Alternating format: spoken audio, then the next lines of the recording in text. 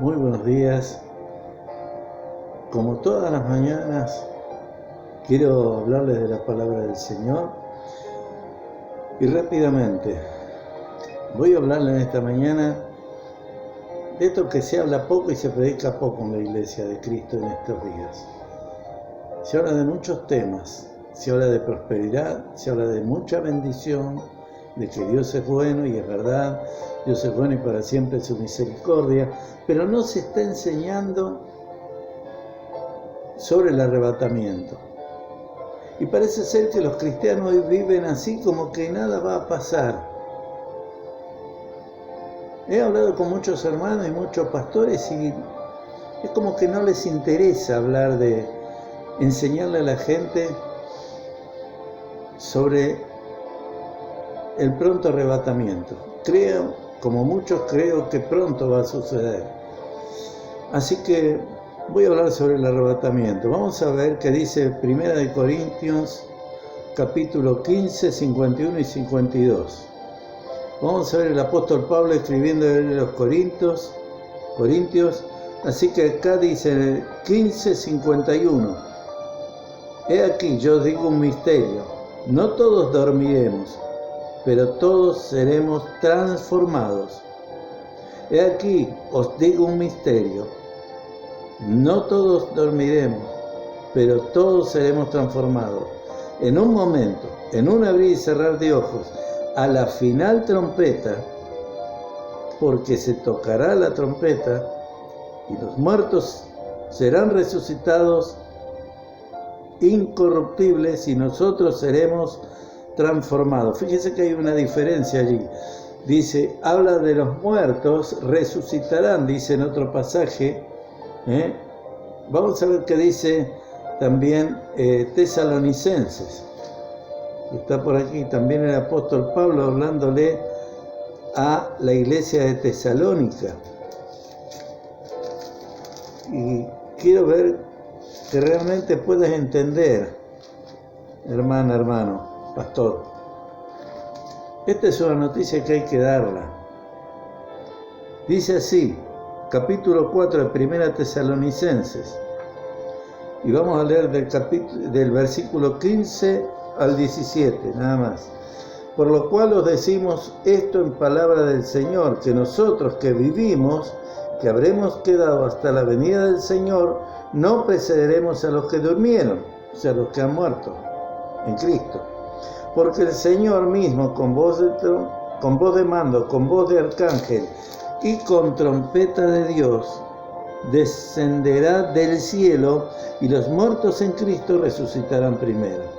Luego nosotros, los que vivimos, los que hayamos quedado, como decía en Corintios, seremos arrebatados juntamente con ellos en las nubes para recibir al Señor en el aire y así estaremos siempre con el Señor.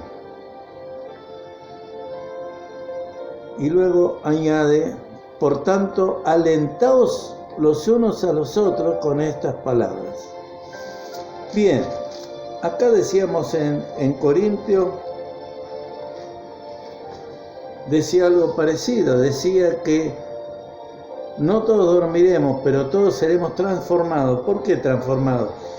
Y acá da una serie de explicaciones de que el cuerpo corruptible no puede ir al cielo, el cuerpo tiene que ser incorruptible, tiene que ser transformado. ¿Transformado de qué manera? Tener el mismo cuerpo que tenía Jesús cuando ascendió. Y no hace falta que entre en detalles ahora, pero si ustedes leen los evangelios, se van a dar cuenta que Jesús cuando resucitó en un par de veces le dijo a las mujeres, no me toques porque aún no he subido a mi Padre. Era como que no podían tocarlo porque estaba recibiendo un cuerpo nuevo, un cuerpo resucitado, un cuerpo transformado, un cuerpo preparado para atravesar al cielo, ir hasta las nubes a una velocidad tremenda. Entonces el cuerpo tiene que ser especial. No existe un cuerpo que resista la fricción de la tierra, pasar por la atmósfera y llegar al cielo, o a las nubes sin sufrir daño. O sea que nuestro cuerpo tiene que ser transformado de la misma manera que fue transformado y preparado el cuerpo de Jesús cuando ascendió a los cielos. Bien, diciendo esto, yo lo creo porque también el Señor dice que el Señor va a preservar a su iglesia de todo lo que va a venir sobre la tierra, que es lo que nosotros conocemos comúnmente como la gran tribulación. Eso es lo que va a ocurrir. Pero antes, hay dos cosas que tienen que manifestarse y ya se han manifestado hace unos años. Lo primero es la apostasía. ¿Qué es la apostasía? Renegar de la fe que muchos tuvieron antes o tergiversarla. Han aparecido engañadores, falsos cristos, falsos profetas, falsos apóstoles. Sí, porque el apostolado no existe hoy. Y yo pido perdón porque alguna vez yo he creído en todo eso. Yo también fui engañado y estoy arrepentido de haber aceptado en su momento y no haber tenido la suficiente valentía, digamos así, como para rechazar a ciertos falsos profetas. Es de terror. Pero entre otros había uno que decía que podía transformar las pulseras de las mujeres que eran de plástico o anillos que eran digamos anillos comunes en anillos de oro o de plata. Toda una mentira. Y lo peor que los cristianos lo avalaban, lo aceptaban. ¡Oh, qué gran hombre de Dios! Mentira. Esos falsos, esos engañadores, esos hijos de las tinieblas se llenaban los bolsillos y hacían que muchos pastores que los aceptaban también les ayudaron a recaudar mucho dinero. Pero no quiero entrar en ese tema porque en realidad les quiero hablar del arrebatamiento. Y tenemos dos cosas acá. Dice, vamos a ver qué dice el Evangelio de Lucas, capítulo 17. Acompáñame, vamos a ir atrás. Evangelio de Lucas, capítulo 17. Iba a agarrar el de Mateo, pero está muy usado ya. Y quiero ver otra versión que es parecida, la historia. Y mire lo que dice acá el Evangelio de Lucas, capítulo 17. ¿Sí? Dice en el verso 26, 17-26 del Evangelio de Lucas. 26 dice, como fue en los días de Noé, así también serán los días del Hijo del Hombre. Comían, bebían, se casaban y se daban en casamiento, hasta el día en que entró Noé en el arca y vino el diluvio y los destruyó a todos. ¡Wow! Yo quiero decirte algo. El arca de Noé es una figura de la iglesia de Cristo. Es una figura de Jesucristo mismo, porque la Biblia nos enseña que Jesucristo es la cabeza de la iglesia. La iglesia es todas aquellas personas que han aceptado por la fe, no por obras, por la fe a Jesucristo como Señor y Salvador. Nada más. Se han arrepentido de sus vidas errantes, sin sentido, que estaban en vicios y en pecados y en perversiones. Se han arrepentido, escucharon el Evangelio y declararon que Jesucristo es el Hijo del Dios vivo, lo aceptaron en su corazón como Señor y Salvador. Entendieron que Jesús dio su vida por ellos y lo aceptaron en su corazón como Señor y Salvador. Han tenido un cambio de mentalidad. Un cambio de mentalidad, entiéndalo, no es una religión, hay un cambio de mentalidad. Por la fe creemos que Jesús, lo que dice la Biblia, Jesucristo, Jesús murió, Dios hecho carne a través de una mujer, María, nació como hombre, vivió como hombre, pero tenía también la deidad en sí mismo.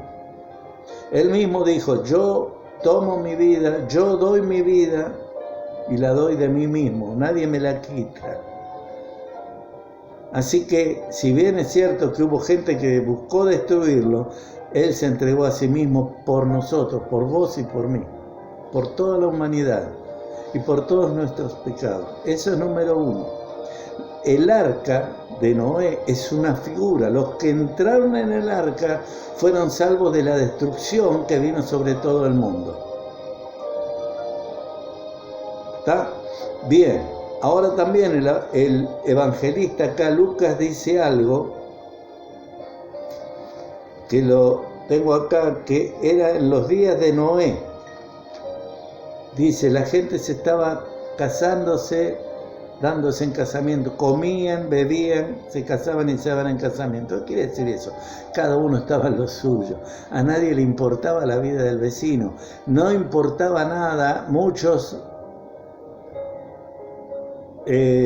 mataban, violaban, tenían 3, 4 mujeres, 5, un montón.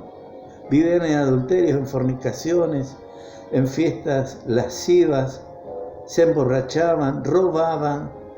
Había violencia. Violencia contra el hombre, contra el ser humano, violencia contra los niños, violencia contra las mujeres. Lo de hoy, de este tiempo, es nada. Y Dios la destruyó. En comparación con la vida de hoy es peor. Hay también tanta violencia. Nosotros no conocemos. Los noticieros no te dicen la verdad, te esconden todo. Hay una élite que gobierna, que te impide que den las noticias, salvo que sean las que ellos preparan. Y muchos cristianos y muchos siervos de Dios son engañados también y son presionados. Pero como en esos días, hoy quieren abrir iglesia. ¿Para qué querés abrir el templo? En primer lugar, quiere decirte que el templo no viene. Dios no quiso nunca que abran templo. Él dijo, vosotros sois templos del Espíritu de Dios, dice el apóstol Pablo. Entonces, ¿para qué necesitamos los templos? El templo lo tenían los judíos. Y la imitación la hicieron los católicos, y sobre todo ese tipo de edificios abundaron luego a través del imperio romano por Constantino, que imitó una religión o implantó una religión oficial que consistía en mezclar cosas cristianas con cosas paganas. Así de sencillo. Eran cosas, identidades paganas con nombres cristianos. No voy a entrar totalmente en detalle eso porque me va a llevar mucho tiempo. Pero después, en la Edad Media, se multiplicó eso, hicieron fastuosos monumentos, torres y iglesias, entre comillas, porque la iglesia no es un templo, un edificio. La iglesia son el conjunto de personas que creen en Jesucristo. Eso es la iglesia. Esa es la asamblea de Jesucristo. La asamblea de Dios es esa. Eso es iglesia. Un conjunto de personas que se reúnen a orar, a adorar, a exaltar el nombre de Dios. Eso es iglesia. Y los primeros cristianos lo hacían en las casas, no en el templo judío, aunque Pablo solía ir al templo porque los judíos sí se reunían en el templo, pero los gentiles no. Los gentiles no tenían lugar, se reunían en las casas. Claro, se reunían muchos vecinos y todo, como lo cuenta allí en el libro de los Hechos, capítulo 10, Cornelio, que se convirtió con toda su familia y a partir de ahí empezaron a congregarse y a bautizarse. Y hay otras reuniones, otras personas que se reunían y cuentan lo mismo. No existía el templo, porque Dios no mandó que se reúnan en templos. Hoy están diciendo, abran los templos para que la gente conozca a Jesús. La gente no necesita conocer a Jesús en un templo. La gente tiene que conocer a Jesús y empezar a unirse con otros cristianos en cualquier lugar, porque el Señor Jesús dijo, donde estén 2 o 3 reunidos en mi nombre, allí estoy yo en medio de ellos. ¿Por qué mienten a la gente? ¿Por qué? ¿Sabe que los mentirosos no heredarán el reino de Dios? Bien, en segundo lugar, dice que también, vamos a ver qué dice aquí Lucas, en el verso 28 del capítulo 17. Dice así: asimismo, como sucedió en los días de Lot, comían, bebían, compraban, vendían, plantaban, edificaban. Mas el día en que Lot salió de Sodoma, llovió del cielo fuego y azufre y los destruyó a todos. ¡Wow! Y mire lo que dice aquí: así será el día en que el Hijo del Hombre se manifieste. Cristo está por venir a arrebatar a su iglesia. ¿Cómo lo sabemos esto? Sí, el Señor va a venir a rescatar a su iglesia. Él no nos salvó para que pasáramos por la tribulación. La tribulación es para el pueblo judío que lo rechazó. Entiéndanlo, enséñenlo bien, pastores, pretendidos maestros, enséñenlo bien. La iglesia gentil no va a pasar por la tribulación. La iglesia gentil sufre en muchos países ya persecuciones y estamos sufriendo ciertas limitaciones a través de este bicho que nos está afectando a todos, pero Dios no envió solamente por los incrédulos, lo envió por la iglesia, porque la iglesia vive para sí, como vivían en los días de Noé, como vivían en los días de Lot. La iglesia les han enseñado muchos falsos maestros, falsos apóstoles y falsos profetas a vivir para sí. No le importe más nada, hacen carita, hacen piquitos, hacen poses lascivas. ¿Y esos son cristianos o cristianas? ¿De dónde? ¿Dónde está la piedad? ¿Dónde está la santidad? Eso no se enseña. ¿Sabes qué te enseñan? Poné dinero porque así Dios te multiplica. Hoy te ponen el QR ahí porque no se pueden realizar las reuniones en el templo, entonces se hacen por vía Zoom y te ponen el QR para cobrar, para sacarte dinero. Otro día voy a hablar sobre el tema del diezmo, porque el diezmo no es obligación para los gentiles. El diezmo era para los judíos, no para la iglesia gentil. Pero aún así, están pecando, te están engañando, te están enseñando que vos tenés que pensar en prosperar. Cuánto dolor en el corazón de nuestro Dios. Dice que cuando Dios vio la maldad sobre los hombres, le dolió en su corazón y se arrepintió de haber hecho hombre.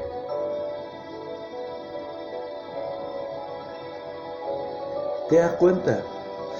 Yo he tenido visiones de Jesús llorando. Yo dije, Señor, ¿por qué llora?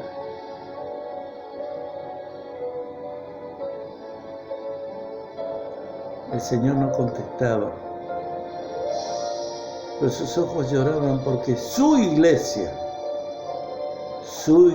la que Él compró por precio de su propia sangre, ya no le interesa predicar el Evangelio. Los pastores no van a cuidar a las ovejas, les interesa tener el templo abierto para tener. Te dicen que servís a Dios, te dicen que tenés que darle a Dios. Vos no tenés que darle nada porque la salvación no es por obras. Lo único que tenés que hacer es rendirle tu vida a nuestro Dios. Voy terminando. En 1 Tesalonicenses, capítulo 4, el Señor dice algo maravilloso.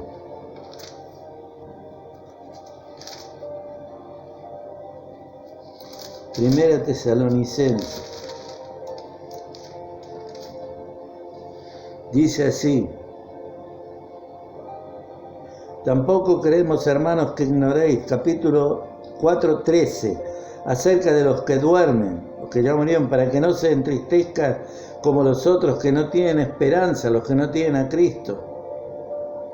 Porque si creemos que Jesús murió y resucitó, así también traerá Dios con Jesús a los que durmieron en Él. Por lo cual os decimos esto en palabras del Señor, que nosotros que vivimos, nosotros que habremos quedado hasta la venida del Señor, no precederemos a los que durmieron. Porque el Señor mismo, con voz de mando, con voz de arcángel y con trompeta de Dios, descenderá del cielo, y los muertos en Cristo resucitarán primero. Escuchá. Y luego, nosotros los que vivimos, los que hayamos quedado, seremos arrebatados juntamente con ellos en las nubes para recibir al Señor en el aire, y así estaremos siempre con el Señor. Ahora mirá qué dice. Pero acerca de los tiempos, en el 5.1, y de las ocasiones, no tenéis necesidad, hermanos, de que yo os escriba, porque vosotros sabéis perfectamente que el día del Señor vendrá así como ladrón en la noche.